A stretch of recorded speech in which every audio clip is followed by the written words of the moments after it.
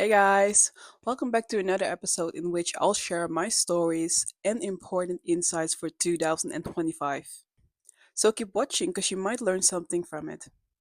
2025 has been the year of many challenges and also exceptional life lessons for me. Personally, it has been the year of inner child healing, shadow work, spiritual, and personal growth. If you're not familiar with this podcast, then please let me introduce myself. My name is Rosie, and after confronting myself with my deep rooted fears of being seen and of being heard, I decided to tackle this issue once and for all by starting this podcast. Now, welcome to this podcast, and let's get started. In the last episode, I discussed with you guys how much fear I carried with me throughout my life and how this presented itself in my actions after I became unemployed.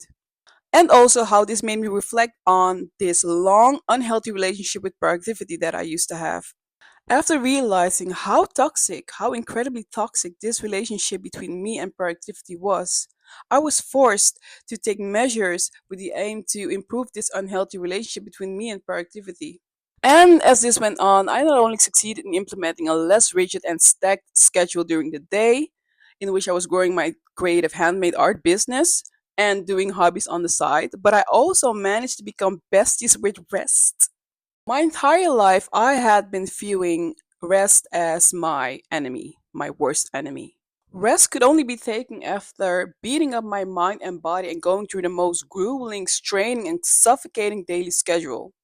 In fact, rest meant to me slowing down in life, taking it easy, and guess what? With that mentality that I used to have, it meant slowing down in life, getting behind in life. That's what it meant to me. It meant falling behind in life, not reaching important goals and milestones like everyone else was doing. And I felt so grateful finally learning that lesson because in June everything went more smooth and easy. By allowing my body and mind to recuperate, I finally felt more energized. Slow and steady, I became more used to this slow lifestyle in which I no longer felt rushed, stressed, or distracted by the many tasks that I had to do during the day. I began taking on a more realistic approach to my daily schedule, and instead of taking too much things on my plate, I decided to do a doable task and a more straining task in one day that creates a balance for me. So by combining and balancing out the doable task with a more straining task, I got to enjoy a more healthy work schedule during the day. Consequently, I had more time to enjoy going to the gym in the morning and also get deeper into my calisthenics. After the gym, I didn't go straight to my work. What I did is that I allowed my mind and body to go back to a state of neutrality to gain some mental rest and also stability. Simply by reading a book, journaling, I felt more calm and mentally prepared to continue with the strenuous task.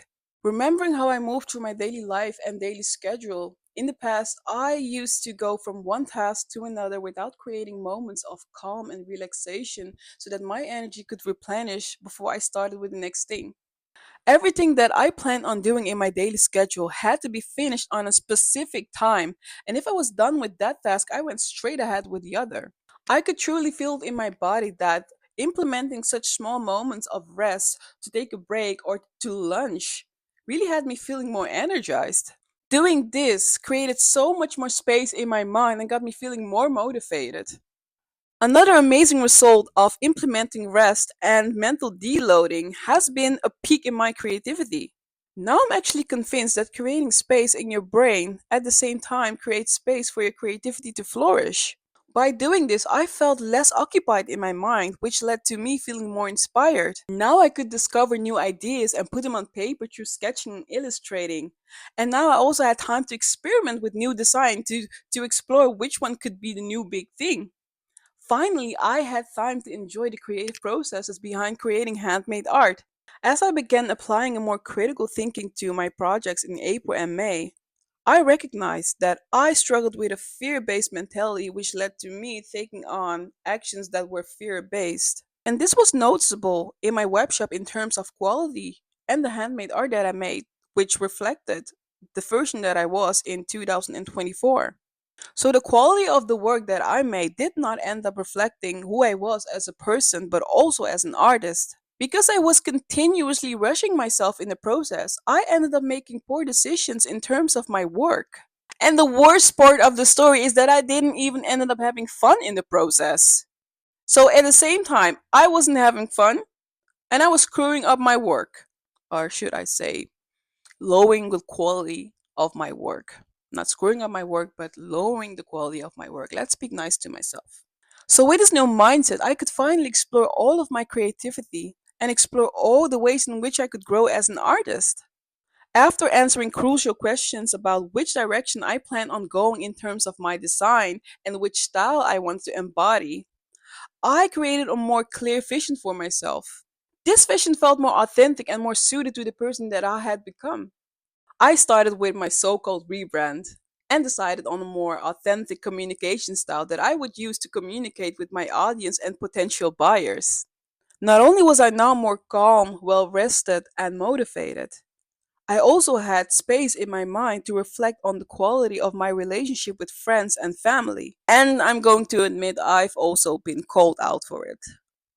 I discovered that whenever I tend to overthink, rush myself, being all stuck up in my mind, feeling overwhelmed with all these emotions, with expectations, goals, etc., I tend to isolate myself. And I've always considered myself to be a very quiet person, a person that doesn't say too much and almost disappears into the background.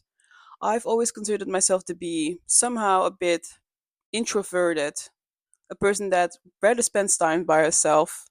Having matured and grown spiritually and personally, I can no longer associate myself with such concepts and labels except introversion, a bit of introversion. But I can no longer see myself in the person that I was. I can no longer see myself, this new identity, as the person that is quiet or sticks to the background or disappears into the background. I can no longer associate myself with such concepts or label because whenever I tend to get around people that are like minded or share the same hobbies as me, I tend to get extremely talkative and extremely loud. I can get loud.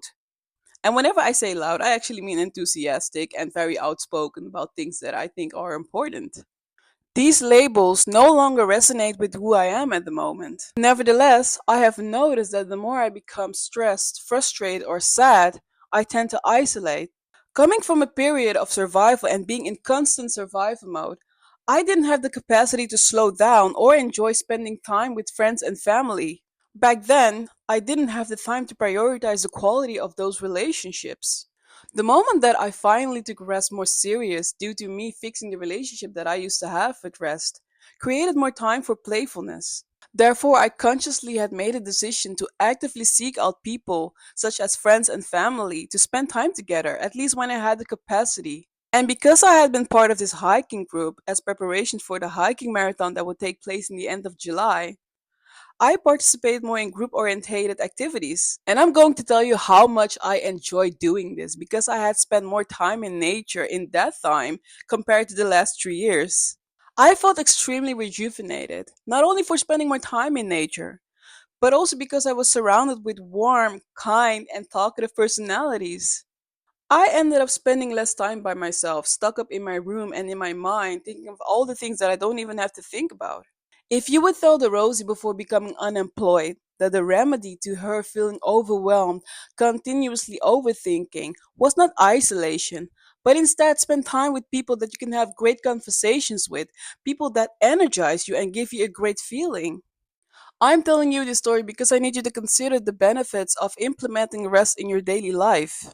Me being in prolonged survival mode and in a constant state of movement led to me taking fear based decisions, which consequently impacted my mental, emotional, and physical well being. Besides that, it greatly affected the relationship that I had with friends and family.